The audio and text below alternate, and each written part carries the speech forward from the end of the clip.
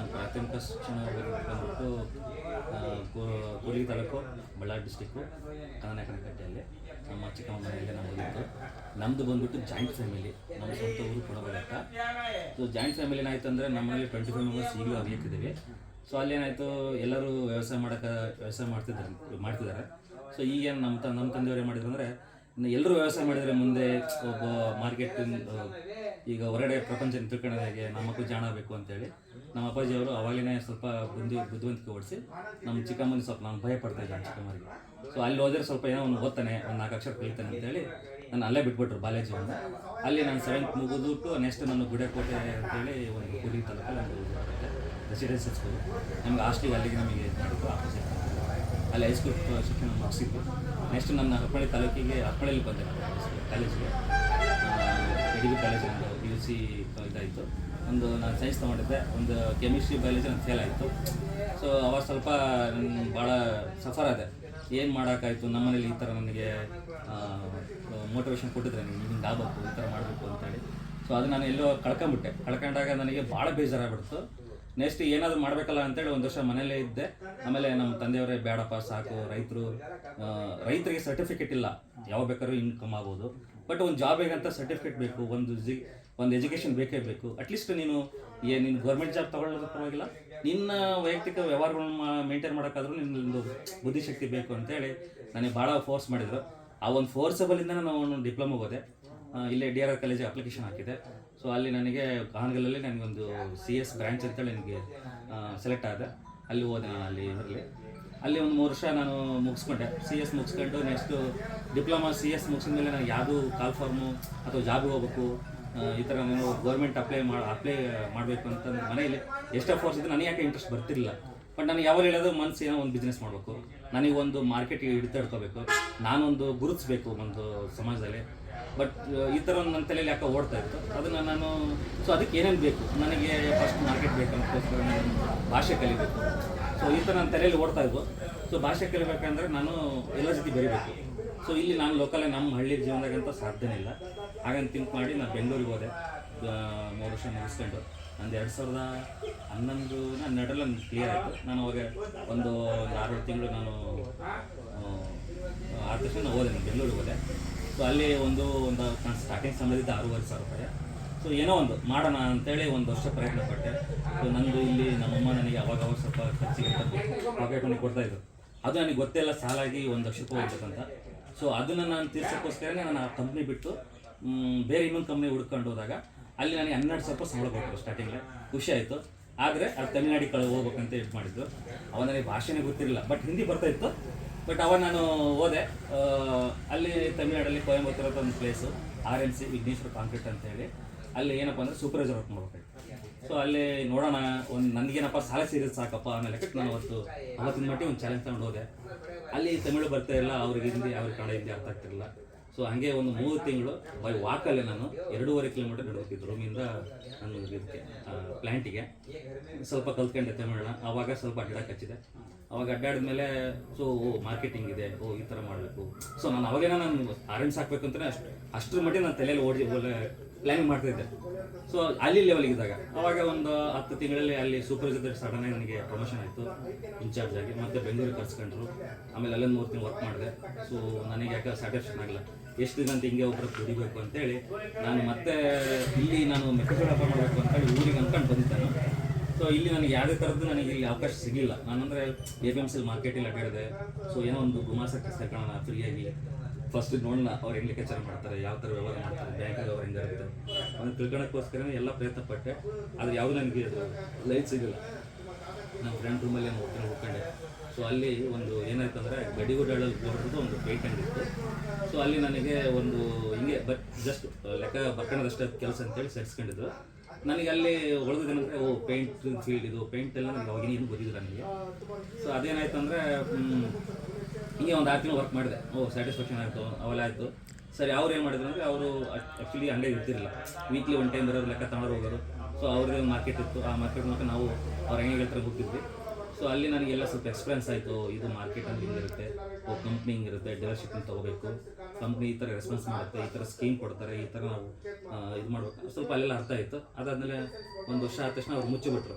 ಮತ್ತು ಏನಪ್ಪ ಮಾಡೋದು ಅಂತೇಳಿ ಅವ್ರ ಬ್ರದರ್ ಅಂಗಡಿಗೆ ಶಿವ ಎಂಟರ್ಪ್ರೈಸ್ ಅಂತೇಳಿ ದಾವಣಗೆರೆಯಲ್ಲಿ ಸೇರ್ಕೊಂಡಿದ್ದೆ. ಅವರು ಅಂಗಡಿಯಲ್ಲಿ ನಿನಗೆ ಕೆಲಸ ಇಲ್ಲ ಅಂತೇಳಿ ಸ್ವಲ್ಪ ಮಾರ್ಕೆಟಿಂಗ್ ಮಾಡೀನು ಅಂತೇಳಿ ಅಂದ್ಬಿಟ್ಟು, ಸೊ ಆವಾಗ ನನಗೆ ಮಾರ್ಕೆಟಿಂಗ್ ಮಾಡಿದ್ರೆ ಗೊತ್ತಾಯಿತು ಮಾರ್ಕೆಟಿಂಗ್ ಹೆಂಗೆ ಬರುತ್ತೆ. ಸೊ ನಾನೇ ಮಾಡಿದ್ದೆ, ಸಿಟಿಯಲ್ಲಿ ಯಾರು ಬರಲಿ, ಸಿಟಿಗಾಡಿ ಫುಲ್ ಕಾಂಪಿಟೇಷನ್. ಅದನ್ನು ನಾನು ಇಲ್ಲಾದ್ರಾಗಲ್ಲ ಹೊರಗಡೆ ಮಾಡ್ಬೇಕಂತೇಳಿ ಹಳ್ಳಿ ಲೆವೆಲಿಗೆ ನಾನು ಮಾರ್ಕೆಟ್ ಮಾಡೋಕೆ ಸ್ಟಾರ್ಟ್ ಮಾಡಿದೆ. ಸೊ ನನ್ನ ಭಾಗದಾಗ ಇರೋರೆಲ್ಲರೂ ನಾನು ಕರ್ಕೊಂಡು ಬರ್ತೀನಿ ನಾವು. ಸೊ ಅವಾಗ ನನಗೊಂದು ಅವಾಗೊಂದು ಸ್ವಲ್ಪ ಉಳಿತು, ನಾನು ಆಡಿ ಕಲ್ತಿದ್ದೀನಿ, ಇನ್ನು ನಾನು ತಿಳ್ಕೊಬೋದು, ನಾನು ಇನ್ನು ಮಾರ್ಕೆಟೆಲ್ಲ ಗ್ರಿಪ್ ಹಿಡ್ಕೊಂಡಿದ್ದೀನಿ ಅಂತ ಒಂದು ನನಗೆ ಒಂದು ಇದು ಬಂತು, ನನಗೇನೆ ಒಂದು ಕಾನ್ಫಿಡೆಂಟ್ ಬಂತು. ಆ ಕಾನ್ಫಿಡೆಂಟ್ ಮೇಲೆ ನಾನೇ ಮಾಡಿದೆ. ನಮ್ಮ ಅಣ್ಣ ಚನ್ನಗಿರಿಯಲ್ಲಿ ಒಂದು ಅಂಗಡಿ ಕೊಡ್ತೀನಿ ನಿನಗೆ, ನಾನೇ ಬಂಡವಾಳ ಹಾಕ್ತೀನಿ, ನೀನು ನೋಡ್ಕೊಂತ ಹೋಗು, ನಿನಗೆ ಎಬಿಲಿಟಿ ಐತಿ ಅಂತ ನನಗೆ ಸ್ವಲ್ಪ ಪುಷ್ ಮಾಡಿದ್ರು.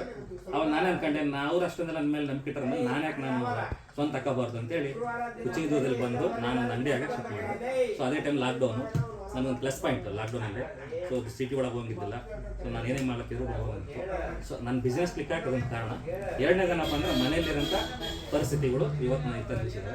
ಎಲ್ಲದಕ್ಕಿಂತ ಹೆಚ್ಚಾಗಿ ಒಂದು ಬಿಸ್ನೆಸ್ ಮಾಡೋಕ್ಕಿಂತ ಮುಂಚೆ ಅಂದರೆ ಫಸ್ಟ್ ನಾವು ಮೆಂಟಲಿ ಸ್ಟ್ರಾಂಗ್ ಇರಬೇಕು, ಸೋಲು ಗೆಲುವನ್ನು ಎರಡನ್ನೂ ಸ್ವೀಕಾರ ಮಾಡೋ ಶಕ್ತಿ ಇರಬೇಕು. ಈಗಿನ ಜನ್ರೇಷನಲ್ಲಿ ಹೆಂಗಂದರೆ ಸೋತ್ಬಿಟ್ರೆ ಆತ್ಮಹತ್ಯೆ ಮಾಡ್ಕೊಳ್ಳೋದು, ಸೊ ಆ ಥರ ಎಲ್ಲ ಇದ್ದಾವೆ. ನಮಗೆ ಆ ಥರದ್ದು ಯಾವುದು ಅನಿಸಿಲ್ಲ. ನಾವೆಲ್ಲ ಮುಂದೆ ಸ್ಟಾರ್ಟಿಂಗ್ ಆ ಬೇಸಿಸ್ ಬಂದುಬಿಟ್ಟಿದೆ. ಇವತ್ತು ಚೆನ್ನಾಗಿದ್ದೀವಿ, ಈಗಲೂ ಚೆನ್ನಾಗಿ ನಡೀತಾ ಇದೆ, ಎಲ್ಲ ದೇವ್ರ ದಯೆಯಿಂದ ನಮ್ಮ ತಾಯಿ ಆಶೀರ್ವಾದ ನಡೀತದೆ.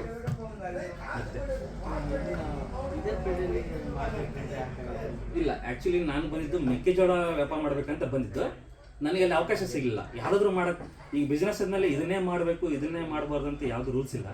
ಸೊ ನನಗೆ ಅನ್ನಿಸ್ತು ಅವಾಗ, ಸೊ ನಾನು ಅಂದ್ಕೊಂಡಿದ್ದೆ ಒಂದು, ಆಗಿದ್ದೆ ಒಂದು, ಬಟ್ ಆಗಿದ್ದನ್ನು ನಾನು ಬೆಳೆಸ್ಕೋಬೇಕು ಅಂತೇಳಿ ನನಗೊಂದು ಒಟ್ಟು ನಾನು ಬಿಸ್ನೆಸ್ ಮಾಡ್ಬೇಕಂದಿತ್ತು. ಇದ್ರಲ್ಲಿ ನಾನು ಅರ್ಥ ಕೂಡಿದೆ. ಸೊ ನನಗೆ ಕೈ ಹಿಡಿದೆ.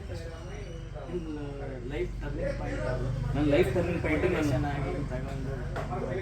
ಸೊ ಫಸ್ಟ್ ನನಗೆ ಲೈಫ್ ಟರ್ನಿಂಗ್ ಅಂತೇನಿಲ್ಲ. ನಾನು ಆ ಥರ ಅಂದರೆ ನನ್ನ ಸಾಲ ತೀರಿದ್ದೆ ನಾನು ತಮಿಳ್ನಾಡು ಹೋದ್ಮೇಲೆ. ಆ್ಯಕ್ಚುಲಿ ಫಸ್ಟಲ್ಲಿ ಒಂದು 0 ಬಂದೆ, ಸಾಲ ಎಲ್ಲ ತೀರಿಸ್ಕೊಂಡೆ, ದುಡ್ಡು ತೊಗೊಂಬಂದೆ, ಫಸ್ಟ್ ಕ್ಲಿಯರ್ ಆದೆ. ನೆಕ್ಸ್ಟ್ ನಾನು ದುಡ್ಡು ಬೆಳೆಸ್ಬೇಕಂದ್ರೆ ಹೆಂಗೆ ಆಗಬೇಕು ಅನ್ನೋದನ್ನು ನಾನು ಪ್ರೀಪ್ಲಾನ್ ಮಾಡ್ಕೊಂತಾನೆ ನಾನು ಬಿಸ್ನೆಸ್ ಮಾಡಲೇಬೇಕು. ಸೊ ನಾನೊಂದು ಊರಲ್ಲಿ ಒಂದು ಹೈಲೈಟ್ ಆಗಬೇಕು, ಸೊ ನಾನು ಒಂದು ವ್ಯವಸ್ಥೆ ಆಗಬೇಕು, ನಾನು ಜನರ ಮುಂದೆ ತಲೆ ಎತ್ತಿ ನಡಿಬೇಕಂದ್ರೆ ನಾನು ಒಂದು ವ್ಯವಹಾರ ಆಗಿರ್ಬೇಕು. ಸೊ ಖಾಲಿ ಪೀಲಿ ಇದ್ದರೆ ಅವನೇನು ಮಾಡ್ತಾನೆ ಬಿಡು, ಪ್ರತಿಯೊಬ್ಬರು ತಲೆಯಲ್ಲೂ ಇರುತ್ತೆ ನಾನು ಏನಾಗಬೇಕು ಅಂತ. ಅದನ್ನು ನಾನು ಕಂಡ್ಕೊಂಡಿದ್ದೀನಿ, ನಾನು ಇದರಲ್ಲಾಗಿದ್ದೀನಿ. ಇದೇ ಮೋಟಿವೇಶನ್. ಆ್ಯಕ್ಚುಲಿ ನನಗೆ ಕನ್ನಡ ಕರೆಕ್ಟಾಗಿ ಬರೋದು, ಕನ್ನಡ ನಮ್ಮ ಮಾತೃಭಾಷೆ. ಹಿಂದಿ ನಾನು ಕಲಿಬೇಕಂದ್ರೆ ನಾನು ಹೈಸ್ಕೂಲಲ್ಲಿ ನನಗೆಲ್ಲ ಒಂದು ಸ್ವಲ್ಪ ಅದು ನಮಗೆ ಟೀಚಿಂಗಲ್ಲಿ ಮಾಡ್ತಿರಲ್ಲ, ಅರ್ಥ ಆಗ್ತಿತ್ತು ಅವಾಗ. ಸೊ ಇದು ನಾನು ಭಾಷೆ ಮಾತಾಡಕ್ಕೆ ಬರ್ತಿರಲಿಲ್ಲ ಅಷ್ಟೇ. ಸೊ ಅದನ್ನು ಹೆಂಗೆ ಪದ ಬಳಕೆ ಮಾಡ್ಕೊಂಡು ನಾವು ಹೆಂಗೆ ಇನ್ನೊಬ್ರಿಗೆ ಹೇಳ್ಬೇಕು ಗೊತ್ತಿರಲಿಲ್ಲ. ನಾನು ಬೆಂಗಳೂರಿಗೆ ಹೋದ್ಮೇಲೆ ಅಲ್ಲಿ ಕಂಪ್ನಿಲೆಲ್ಲ ಮಾತಾಡೋದು ನೋಡಿ, ಸೊ ಅವ್ರ ಕಡೆಯಿಂದ ಒಂದು 4-5 ತಿಂಗಳು ಮಾತಾಡ್ತಾರೆ ಈ ಥರ ಅಂತೇಳಿ ಮಾತಾಡೋದನ್ನು ಕಲ್ತ್ಕೊಂಡ್ವಿ. ಅದರಲ್ಲೆಲ್ಲ ನಾವು ಆಲ್ಮೋಸ್ಟ್ ಡೈಲಿ ಅದನ್ನೇ ನಾವು ಪ್ರಾಕ್ಟೀಸ್ ಮಾಡ್ತಿದ್ವಿ. ಸೊ ನಾಳೆ ಯಾರಿಗೆ ಹಿಂಗೆ ಟೀಚ್ ಮಾಡಬೇಕು, ಏನು ಮಾಡಬೇಕು, ಯಾವ ಥರ ಮಾತಾಡಬೇಕು ಅಂತ ಅದನ್ನು ನನಗೆ ಒಂದು ವರ್ಷ ನಾನು ಕಲ್ತ್ಕೊಂಡೆ. ನೆಕ್ಸ್ಟ್ ತಮಿಳ್ನಾಡು ಹೋದ್ಮೇಲೆ ಒಂದು 3 ತಿಂಗಳು ನಾನು ಸ್ವಲ್ಪ ಸುಮ್ಮನೆ ಇದ್ದೆ. ಏನು ಮಾತಾಡ್ತಾರೆ, ಯಾವ ಥರ ಇವ್ರು ವರ್ಡ್ಗಳಿದ್ದಾವೆ, ಸೊ ನಾನು ಯಾವ ಸಿಚುವೇಶನ್ ಹೆಂಗೆ ಮಾತಾಡಬೇಕು ಅದನ್ನೆಲ್ಲ ನೋಡ್ಕೊಂಡೆ. ಅಲ್ಲಿರೋ ಲೋಕಲ್ನ ಪರಿಚಯ ಮಾಡ್ಕೊಂಡೆ. ನಾನು ಡೈಲಿ ನನ್ನ ಹತ್ರ ಬರೋಂತಾರ ಅವ್ರ ಹತ್ರ ಯಾವ ಥರ ಮಾತಾಡ್ಬೇಕಂತ ಕಲ್ತ್ಕೊಂಡು ಇವತ್ತು ತಮಿಳು ಆಲ್ಮೋಸ್ಟ್ ಒಂದು 50% ಕವರ್ ಮಾಡ್ತೀನಿ. ನಾನು ಎಲ್ಲಿ ಹೋದ್ರೆ ತಮಿಳಲ್ಲಿ ಹೋದರೆ ಬಿಸ್ನೆಸ್ ಮಾಡೋಕ್ಕೆ ಲ್ಯಾಂಗ್ವೇಜ್ ಇಂಪಾರ್ಟೆಂಟ್. ಇದು ಫಸ್ಟ್ ಕಮ್ಯುನಿಕೇಷನ್ ಲ್ಯಾಂಗ್ವೇಜ್ ಭಾರಿ ಇಂಪಾರ್ಟೆಂಟ್. ಹೌದು, ಅದು ನನಗೆ ಆ್ಯಕ್ಚುಲಿ ನನಗೆ ಈ ಬಿಸ್ನೆಸ್ ಮಾಡ್ಬೇಕಂತಿದ್ದಿಲ್ಲ. ಅದಕ್ಕಿಂತ ಮುಂಚೆ ನಾನು ಒಂದು ತಲೆಗಿತ್ತು, ನಾನು ಕಂಪ್ನಿಯಲ್ಲೇ ನಾನು ಸ್ವಲ್ಪ ಬೇರೆ ಕಡೆ ಹೋಗಬೇಕು ಅಂತ.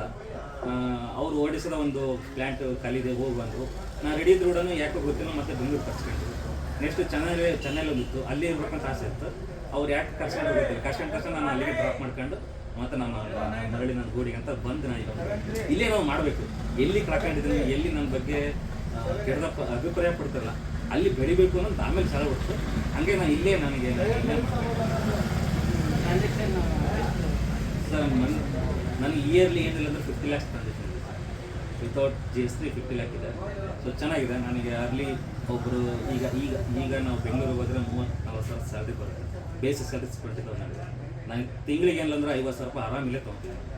ಮನೇಲೆ ಊಟ, ತಂದೆ ತಾಯಿ ಮನೆಗಿದ್ದಾರೆ, ಆರಾಮ್ ನೋಡ್ಕೊತೀವಿ. ಸಾಯಂಕಾಲ ಆದರೆ ಫ್ರೆಂಡ್ಸ್ ಜೊತೆ ಇರ್ತೀವಿ. ಬೆಂಗಳೂರಲ್ಲಿ ಅಂದ್ರೆ ಅಲ್ಲಿ ಯಾರೂ ಸಿಗಲ್ಲ. ಸೊ ಅಲ್ಲಿ ಜೀವನ ಹೆಂಗಂದ್ರೆ ದುಡ್ಡಿಗೋಸ್ಕರನೇ ಜೀವನ ಅದು. ಸೊ ದುಡ್ಡು ಮಾಡ್ಕೊಂಬರೋರಿಗೆ ಬೆಸ್ಟು, ಬಟ್ ಅಲ್ಲಿ ಅಷ್ಟು ಸುಲಭ ಅಲ್ಲ. ನಮಗಂತೂ ಇಲ್ಲಿ ಕಂಫರ್ಟ್ ಇದೆ ಸರ್, ಇದು ನನಗೆ ಚೆನ್ನಾಗಿದೆ. ಈಗ ಬಿಸ್ನೆಸ್ ಮಾಡೋದು ನೀವೇನು ಮೋಟಿವೇಶನ್? ಸೊ ಬಿಸ್ನೆಸ್ ಮಾಡೋದು ಈಗಿನ ಜನ್ರೇಷನ್ ತುಂಬ ಕಾಂಪಿಟೇಷನ್ ಇದೆ, ಬಟ್ ನಾವು ಹೇಳ್ತೀನಿ ಸರ್, ಮೆಂಟಲಿ ಪ್ರಿಪೇರ್ ಆಗಿರ್ಬೇಕು. ಸೊ ಕಳ್ಕೊಳಕ್ಕೆ ಇರಬೇಕು. ಪಾಸಿಟಿವ್. ಹಾಂ, ಅದೇ ಮೆಂಟಲಿ ಪ್ರಿಪೇರ್ ಆಗಿರಬೇಕು. ಫಸ್ಟು ನಾವು ಏನು ಮಾಡ್ಬೇಕು ಅನ್ಕೊಂಡಿರ್ತೀವೋ ಅದ್ರ ಬಗ್ಗೆ ತುಂಬ ಆಳವಾಗಿ ನಾವು ತಿಳ್ಕೊಂಡಿರ್ಬೇಕು ಫಸ್ಟ್. ಸೊ ನಾವು ಇದು ಮಾಡ್ತಿದ್ದೀವಿ ಅಂದರೆ ಸ್ಟಡಿ ಮಾಡ್ಬೇಕದನ್ನ. ಸೊ ಇದನ್ನು ನಾವು ಏನಾದ್ರು ಅಕಸ್ಮಾತ್ ಬೀಳ್ತೀವಿ ಅಂದಾಗ ಅದನ್ನ ಹೆಂಗೆ ನಾವು ಮ್ಯಾಕ್ ಕೊಡ್ಬೇಕು ಅನ್ನೋದನ್ನ ಸ್ವಲ್ಪ ತಿಳ್ಕೊಂಡಿರ್ಬೇಕು. ಸೊ ಆದಷ್ಟು ಗೊತ್ತಿದ್ದನ್ನು ಮಾಡಿದ್ರೆ ಬೆಸ್ಟ್. ಗೊತ್ತಿಲ್ಲದೇ ಕೈ ಹಾಕೋಕ್ಕಿಂತ ನನಗೇನದು ಕಾನ್ಫಿಡೆನ್ಸ್ ಇತ್ತು ಅದು ಮಾಡಿದ್ರೆ ಬೆಸ್ಟ್.